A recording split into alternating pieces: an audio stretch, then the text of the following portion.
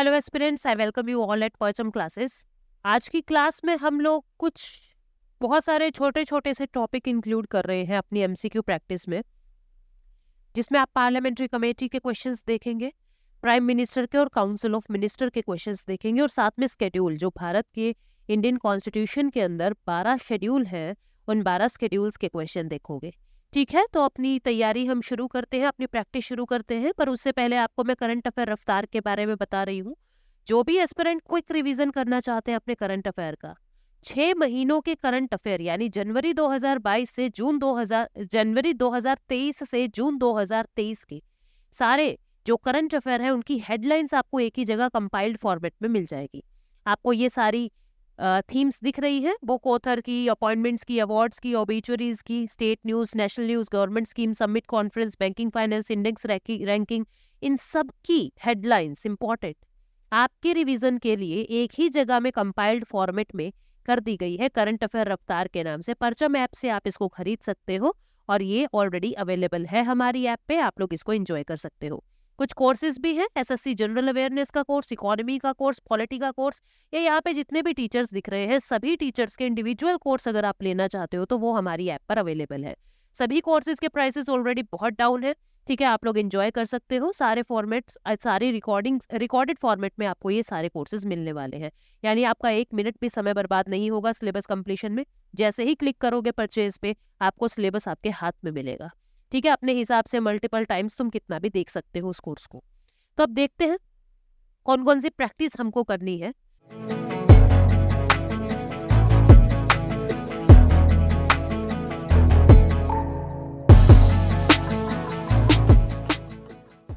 ये parliamentary committee हमने किया था, लेकिन मैं थोड़ा सा आपको एक रिवाइज करवाना चाह रही हूँ कि पार्लियामेंट्री कमेटी में हमने क्या पढ़ा था कि 2 तरीके की कमेटी थी, standing committee, ad hoc committee. Standing committee जो हर वक्त रहती है, एडहॉक जो जब जरूरत हो तभी बनाई जाती है।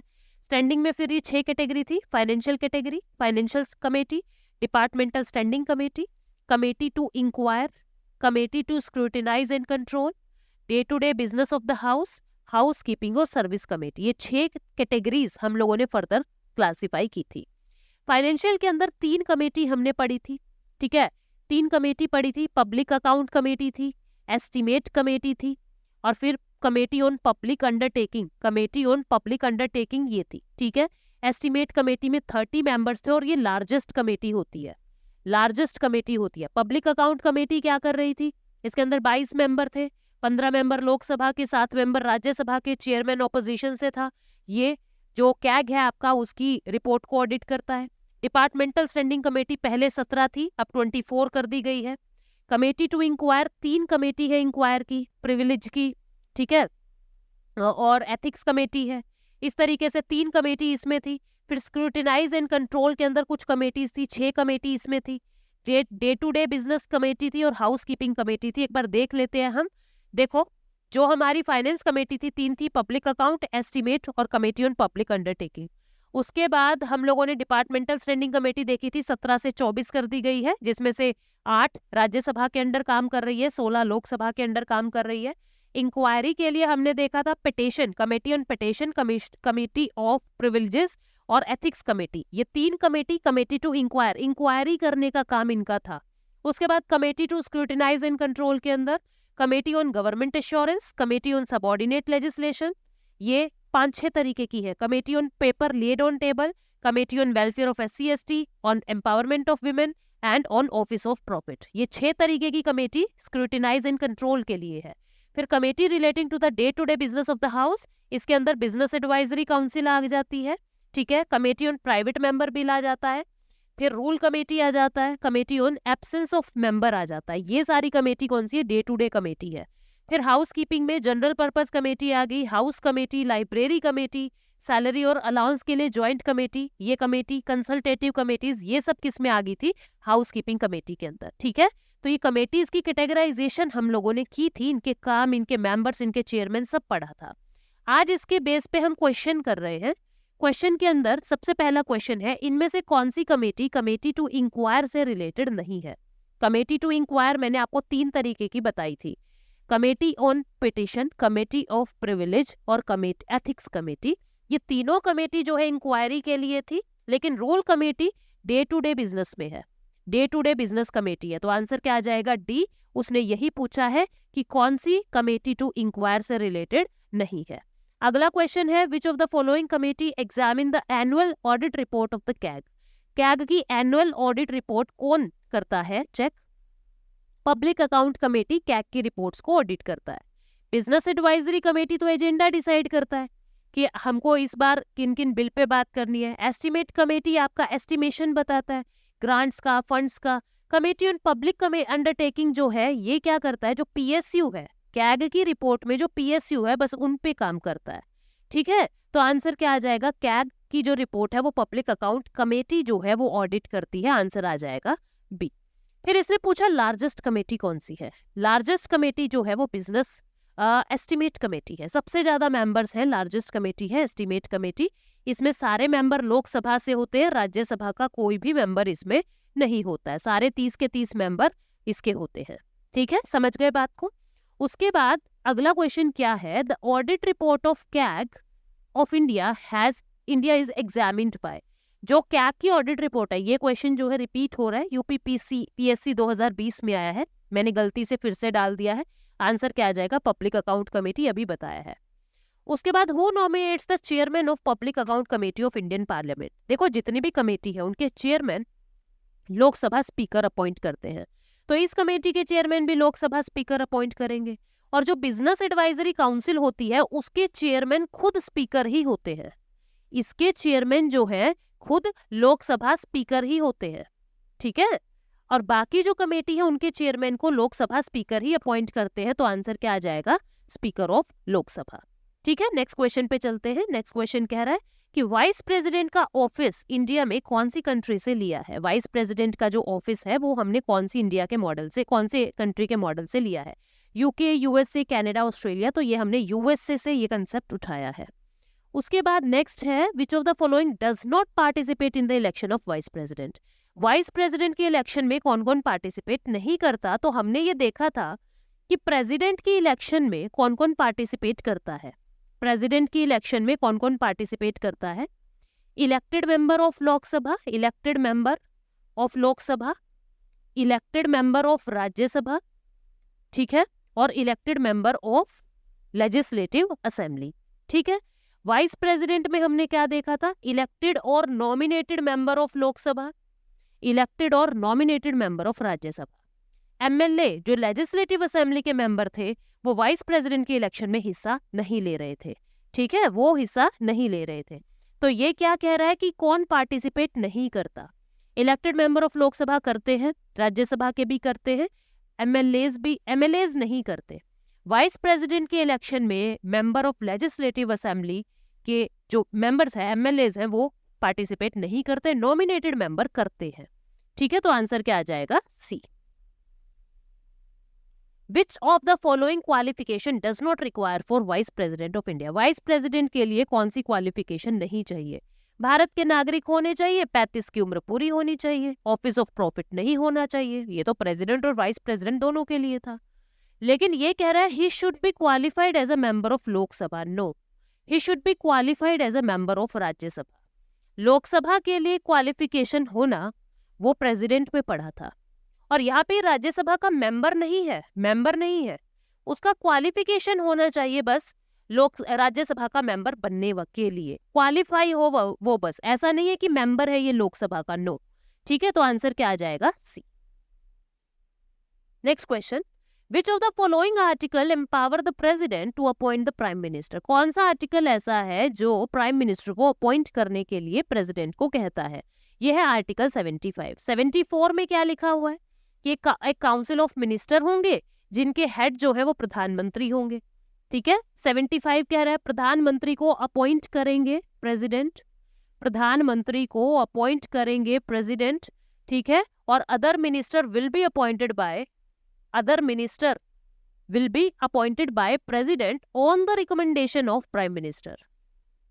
अब बाकी जो जितने भी मंत्री हैं, जिनको प्रधानमंत्री कहेंगे, राष्ट्रपति उनको अपॉइंट करते रहेंगे on the recommendation of prime minister. तो ये बात आर्टिकल 75 में। 77 और 8 के अंदर उनका रिलेशन, उनका business, allocation of business portfolios, इनके बारे में बातें की गई। ठीक है, तो आंसर क्या आ जाएगा 75, यानी option number B. Next question क्या कहता है, the prime minister of India at the time of his her appointment. UPSC 2012 का क्वेश्चन है, जो भारत के प्रधानमंत्री है वो अपने टाइम के दौरान क्या करेंगे। Need not necessarily be a member of one of the house of the parliament but must to become a member of one of the house within 6 month. कह रहा उस समय वो किसी भी हाउस के मेंबर ना हो, लेकिन 6 महीने के अंदर अंदर किसी हाउस के मेंबर बन जाए। ठीक है, इसमें कह रहा है केवल लोकसभा के ही मेंबर बने। इसमें कह रहा है कि दोनों में से किसी एक हाउस के मेंबर होने ही चाहिए उनके अपॉइंटमेंट के समय पे, और वो लोकसभा के ही मेंबर होने चाहिए। तो ऐसा तो कुछ नहीं है कि लोकसभा के ही मेंबर हो, क्योंकि मनमोहन सिंह राज्यसभा से थे, इंदिरा गांधी राज्यसभा से थी। ठीक है, तो आंसर क्या आएगा ए, कि जिस समय उनका इलेक्शन हो रहा है कोई जरूरी नहीं है कि वो किसी हाउस के मेंबर हो, लेकिन 6 मंथ्स के अंदर अंदर उनको किसी भी हाउस का, या तो लोकसभा का या तो राज्यसभा, किसी भी हाउस का मेंबर होना पड़ेगा। तो आंसर क्या आ जाएगा इसका ए। ठीक है, नेक्स्ट क्वेश्चन क्या कहता है, consider the following statements. The council of minister in the centre shall be collectively responsible to the parliament of India. जो काउंसिल ऑफ मिनिस्टर है वो कलेक्टिवली रिस्पॉन्सिबल है पार्लियामेंट की तरफ। Union minister shall hold the office at the pleasure of president of India. The prime minister shall communicate with the president about the proposal of legislation. क्या चीज correct है? देखो, जो काउंसिल ऑफ मिनिस्टर है वो collectively Lok Sabha के प्रति, यानी हम पार्लियामेंट कह सकते हैं, लोकसभा के प्रति उत्तरदायी होते हैं। ठीक है, लोकसभा के प्रति उत्तरदायी होते हैं। फिर उसके बाद union minister president of India के प्लेजर पे ऑफिस रखते हैं, लेकिन ये प्लेजर ऐसे नहीं है कि कभी भी हटा दे। उनके पास जब तक कॉन्फिडेंस है उनको कोई नहीं हटा सकता। पर दूसरी स्टेटमेंट भी सही है। Prime minister shall communicate, president के साथ किसी भी लेजिस्लेशन के प्रमोशन को कम्युनिकेट कर सकते हैं। ठीक है, कर सकते हैं। तो आंसर क्या आ जाएगा 1, 2, 3, तीनों ही बात बिल्कुल सही है।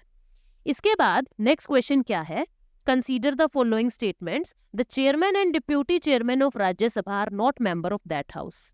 गलत बात है।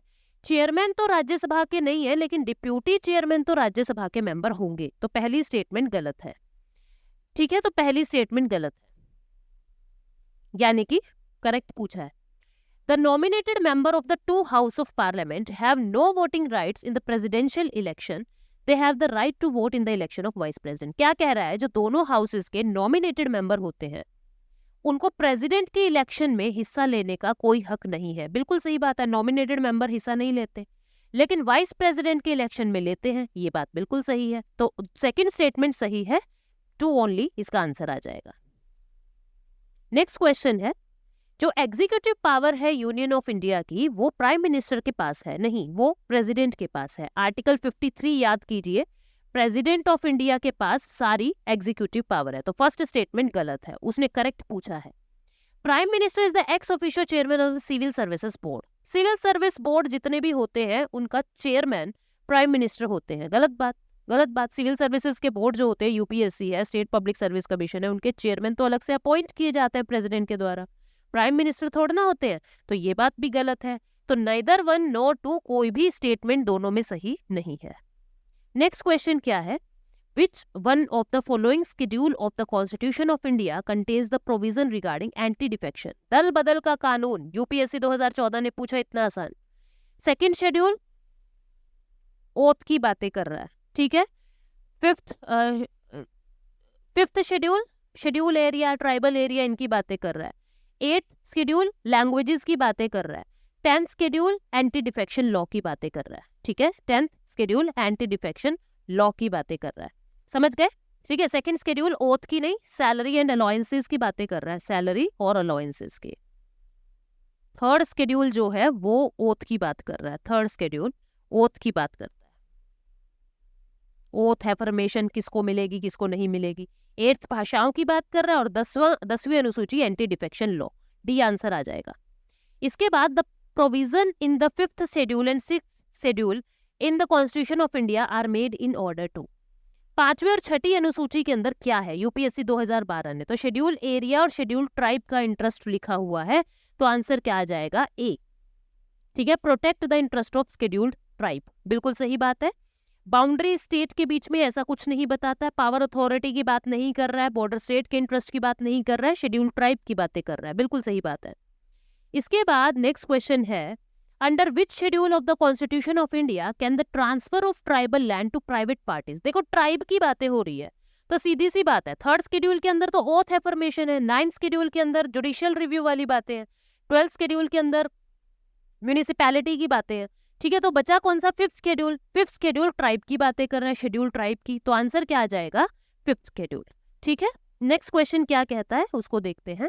नेक्स्ट क्वेश्चन कह रहा है which of the following are enshrined in the third schedule of the constitution of India. देखो थर्ड शेड्यूल के अंदर क्या है, थर्ड शेड्यूल के अंदर ओथ और एफर्मेशन की बातें, शपथ हम किसको कौन सी दिलवाते हैं, लेकिन प्रेसिडेंट की, वाइस प्रेसिडेंट की, प्रेसिडेंट की, वाइस प्रेसिडेंट की और गवर्नर की जो ओथ है वो आर्टिकल्स के अंदर लिखी हुई है, वो शेड्यूल के अंदर नहीं लिखी हुई। जैसे प्रेसिडेंट की आर्टिकल 60 के अंदर लिखी हुई है। आर्टिकल 60 ये बताता है कि भाई जो प्रेसिडेंट है वो कौन सी किस चीज की ओथ लेंगे।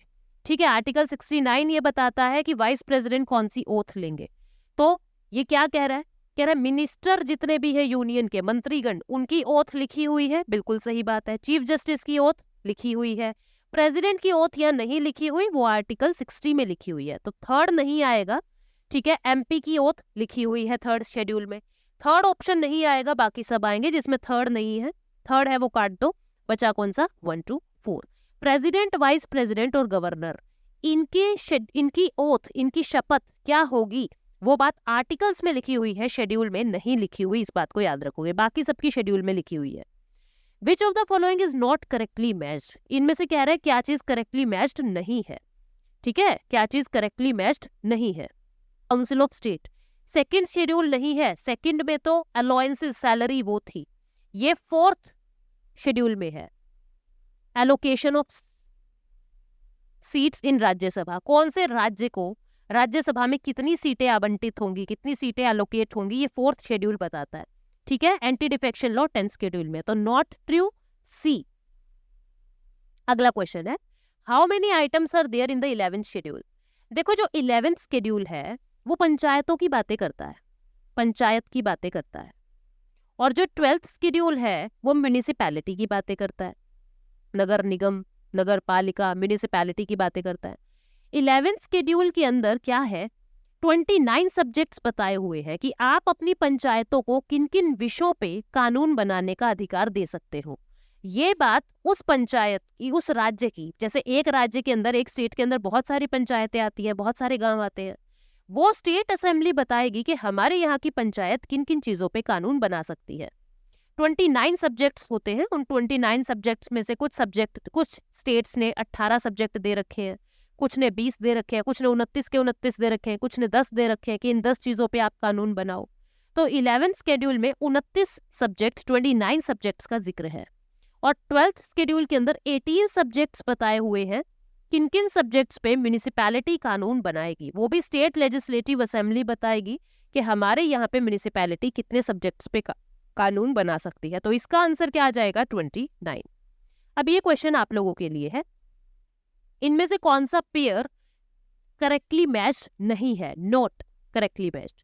थर्ड शेड्यूल ओथ और affirmation, 10th schedule anti defection, 8th schedule language, 9th schedule allocation of seats in the council of state. आपको बताना है कि इनमें से गलत कौन सा है, इनकरेक्ट, नॉट ट्रू आपको बताना है। उम्मीद करती हूँ आप आंसर सही करेंगे कमेंट सेक्शन में, आपके कमेंट्स का इंतजार रहेगा। मिलते हैं कुछ नए टॉपिक्स के साथ नेक्स्ट सेशन में। Thank you so much.